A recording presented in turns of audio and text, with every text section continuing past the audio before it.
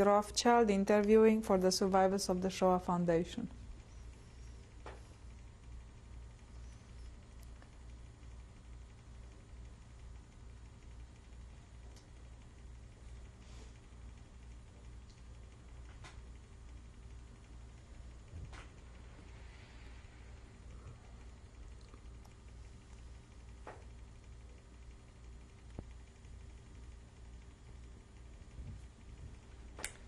Well, getting back to my brother, in '59, in fact, I asked him before.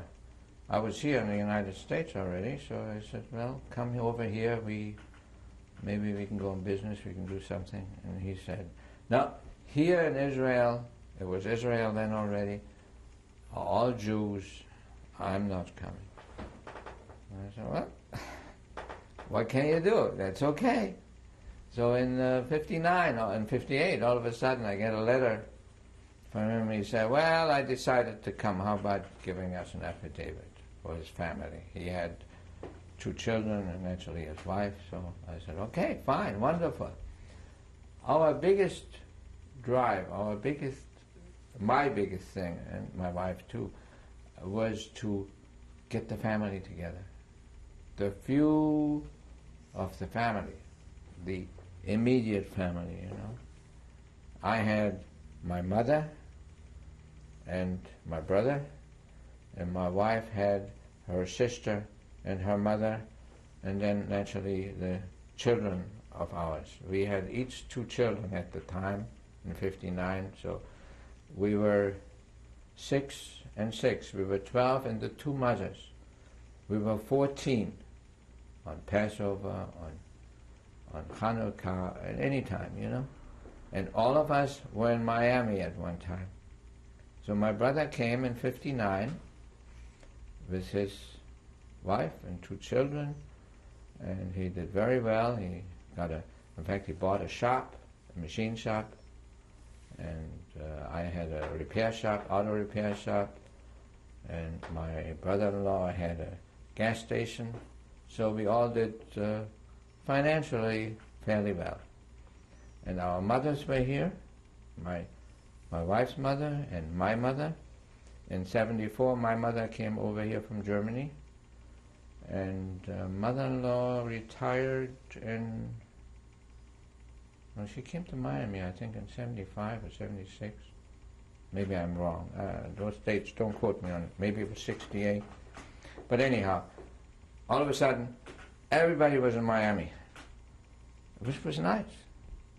And we always had the holidays together. And then, unfortunately, in '81, my mother passed away, and in '75, my wife's sister passed away, which was very bad. And I think in '83 or '84, my brother-in-law passed away. But we were here then already. We were in California. And my wife's mother came with us to California, or came a few months later. So then the family was kind of split up again.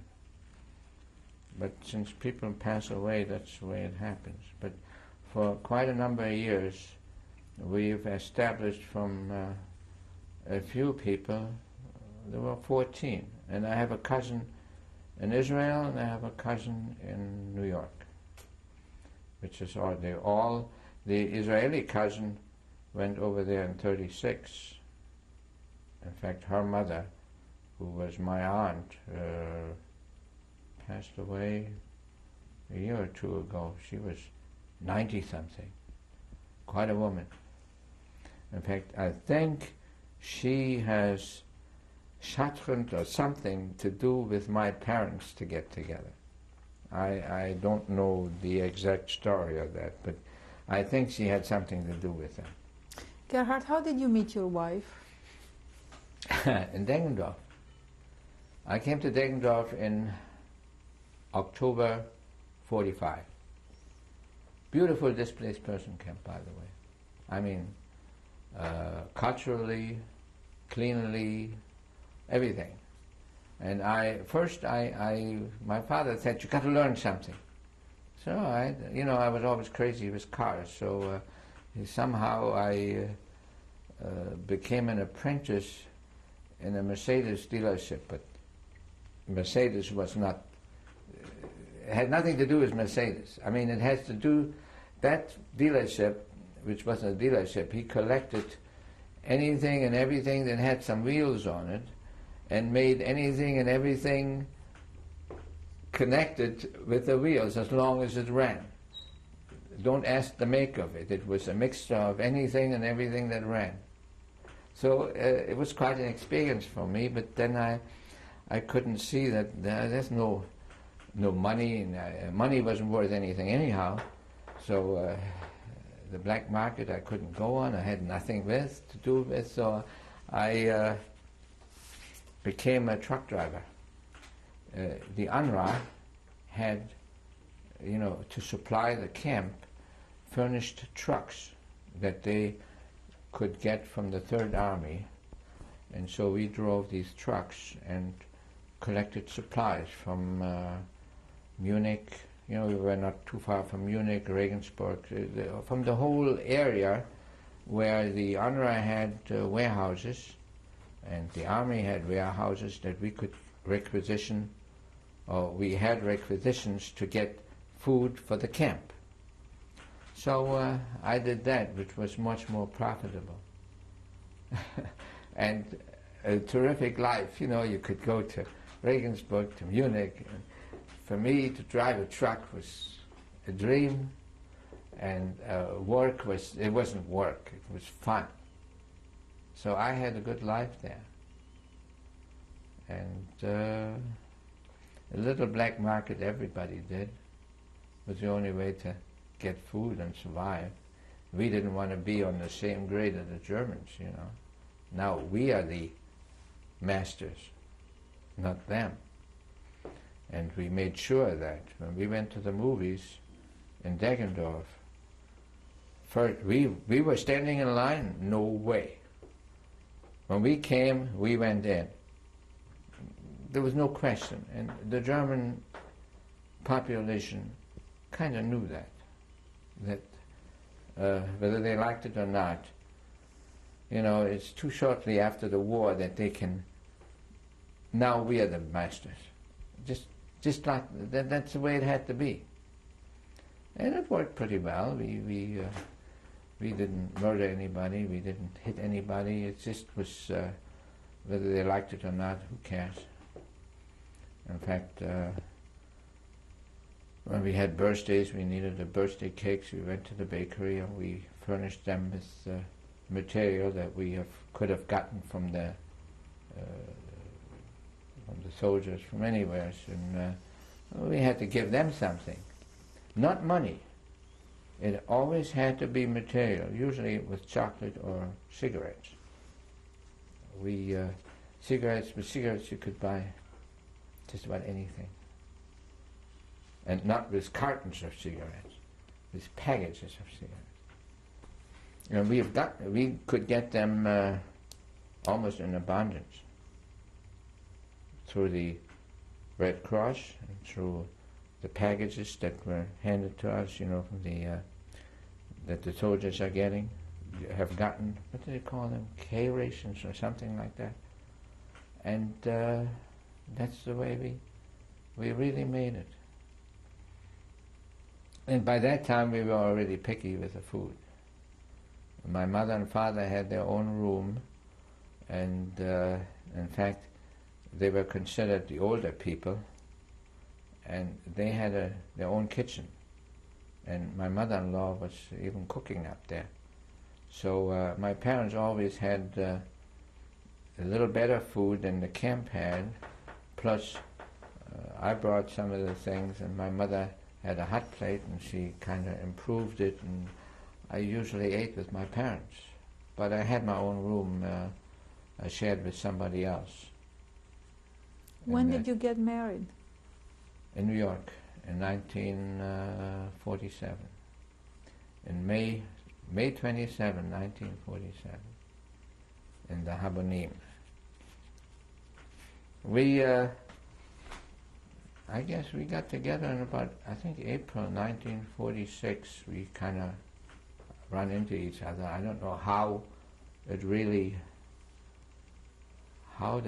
happened. I don't know. Maybe a friend of mine said, "Hey, look, this nice girl, this, that." You know, I don't know. And this is how we. And we, in fact, we didn't come together. We came 2 weeks apart to the United States because there was more room, I think, for men than women. So on these Liberty ships we came on, there were 500 people in the front and 500 people in the back. Usually there were 500 men in the front, 500 women in the rear. So maybe it was less, whatever it was on these Liberty ships, that's the way it was. So there was room for me, but not for the three of them. You know, my wife, my wife's sister and mother. They wouldn't come separate. They came together, so they came 2 weeks later. And 2 months later, we got married. It was somehow, we were looking for millionaires here, but they weren't around, so we got married. No, it was really something that we didn't want to start in Germany. Since we make a new start here, we felt that we should get married here. How many children do you have? 3. 3 children. The first one was born in October 48. There's a girl, and Frank, he was born in August 52. And then we had David. He was born in March 66. And we were 40 years old when he was born. He had 2 sets of parents. You know, my daughter was almost 18. She was a graduate of high school. And my son was already bar mitzvah. So the 2 of them, we had never any trouble babysitting. And the 2 of them took good care of him. And they're still very close, the 3 of them. They do take care of each other, even though the young one is in Tucson, working for American Airlines. In fact, he just bought a house, all on his own, with his own money. We're very proud of that. How long have you lived in this house? Since 1980. 1980. Would you like to show us some pictures now? Yeah. Don't move. Oh, Don't. I'm sorry. This is me, Gerhard Maschkowski, in Elbing, my place of birth. And this was taken just before I entered school in 1931. It should have been April. And the little cone-shaped bag or whatever you want to call it is customary for every school child that enters school the first day. And it's filled with kind of sweets and cookies and so on. And that tradition is done even today all over Germany, which I think is very nice. Don't pay too much attention to the get-up that I have on. It's a velvet suit. I do still remember that. And the shoes I'm embarrassed about. But that's, I guess, was the tradition at that time. Okay, thank you. This is my brother and I. Well, I think I was about, that's Gerhard Maschkowski and Siegfried Maschkowski. Siegfried Maschkowski is my brother, also in Elbing. And that should be, the date on that should be about 1928, 29. My brother was maybe 5 or 6, and I was about 3. Typical German dress, I mean, the way we were dressed, that my mother did that, I'm still embarrassed. But these pictures were given to me by my brother because he went to Palestine so he could save them. We didn't have any pictures that were left. Even my parents had nothing. This is all from relatives that were out of the country at the time. Thank you. This was in 1936 in a spa. Even under Hitler time, my father, because he was a veteran and blind, they sent him for 4 weeks into a spa with his whole family. I think he had to pay something for his children, but his wife and him, with everything for free. Even under Hitler time, that they did. Where was the until spa? 36.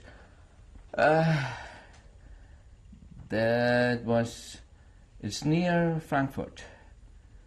In fact, a couple of years ago, we were there kind of trying to trace that place, but that was closed up. It was not there anymore. Who's in the picture?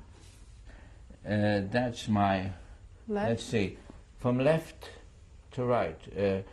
Upper row, those were the caretakers, or maybe you can call them nurses.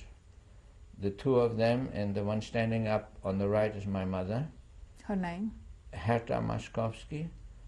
And on the left lower, that's I, Gerhard Maschkowski. Then it's my father in the middle. His name? Arthur Maschkowski. And on the right of him is Siegfried Maschkowski. That's my brother. Thank you. So the whole family was there. It was very nice. There were not many children, and the children didn't play with us. So we were kind of lonely when we were not with our parents. Well, that's in the second camp I was in, where we were 45, 50 children. We were, I must have been 14, 15, maybe, no, 14, 15 years old. The it was name very of the nice. camp? Jessenmühle, that was a labor camp. In Germany? In Germany. What year was it? That was 44, no, it had to be in 40. 1940? 1940, the summer of 1940 was a very nice camp. I mean, very nice. As long as we were amongst each other, we didn't have any Germans immediately around us when we were not at work. So we were more or less still when we were in the camp by ourselves. Maybe you can't, I don't know, there's no other way than call it camp, but we were boys and girls together. There were adults, but Jewish adults, that kind of kept us in line, you know. I mean, young people do a lot of things. Thank you. The right picture is the outside of my parents' house. And our home in Elbing, now Germany. It was Germany at the time, today it's Poland. We lived in the center part of the house. That is second story. In Germany it would be the first. On the upper left is the rear of the house, and the lower left is the inside of the second story that you see, all the windows, and that's the inside where you look out of the windows. We were there about 2 years ago, and this is the shape it's in, and that's the way I remember it since 1939, and that's the way my parents left it in 1942.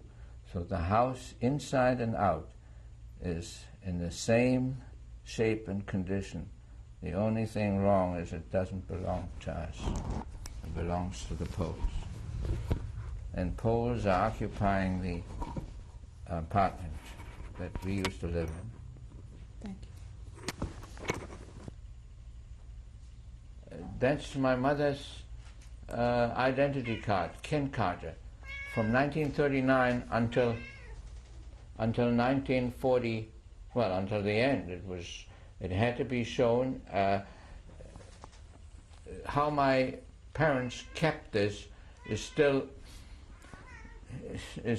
a mystery, because everybody had to surrender it. We have it, and I think it's very important. My mother's picture is not very good, but that's what we had to do. And remember, you see the J and the swastika on the stamp. Okay. And that's my father, Arthur Maschkowski. Same thing, identity card, kin card, there is a J, swastika, in fact it's good on there. They had to have it. Without that, you could not get anything. That was the name, number, identity for anything in Germany. Okay. 2 years ago, this was always my desire for the last 20 years. I had to go back to see where I came from, and also, if I could, where I was liberated. This is the place I was liberated in. They call it Oberwiestergiersdorf. It's near Durnau, which is, I'd say 40 kilometers or so from Breslau, Wrocław today. We had somebody with us that was Eva Hoffmann from ZDF, who was very instrumental of finding this place, because everything is in Polish now and the names were changed. We traced it by remembering how I got there, and that was by train. So we followed the train and the train tracks, and we finally found this place in 1992, which is roughly 47 years later. We were still with the fence, not electrified anymore, with the same building where the only thing is missing the bunks, and it kind of gave me a very bad memory, because that's where I was almost dying, in that place, and that it still exists is an amazing thing. That's the room where the bunks were, all in between those rafters, or whatever you want to call it. Where was this? What This was the again name? in Oberwiestergiersdorf, Durnau. The only names I remember. Okay. But it is that place. There's no question in my mind that this, when I seen it, when we discovered it, it was just like a lightning. These were the stairs that we had to walk up to the bunks. Actually, where we drug up to the bunks, because none one of us was healthy enough to really walk those things. Thanks. Okay, go ahead. That is the door I went into to have my first food and being cleaned up. That was the first door I went into by myself, liberated, free. Where was it? That was next door to the camp. In what city? In Durnau, Oberwiestergiersdorf. In Germany. At that time it was still Germany, now it is Poland. Thank you. That was the fence we looked at from the second story every morning. And that is where I also, in Oberwiestergiersdorf, Durnau, the last camp I was in, and we also watched from those windows behind the fence the SS disappear. This fence was one of the longest that was visible to us. they disappeared into the forest. Thank you. This is from left to right. Gerhard Maschkowski, Ursula Maschkowski, my wife, Sam Jurista, my brother-in-law, Hannelore Jurista, my sister-in-law, my wife's sister. When was the picture taken? The picture was taken Approximately. 1950, 51 maybe. Where? In Miami, Florida. Thank you.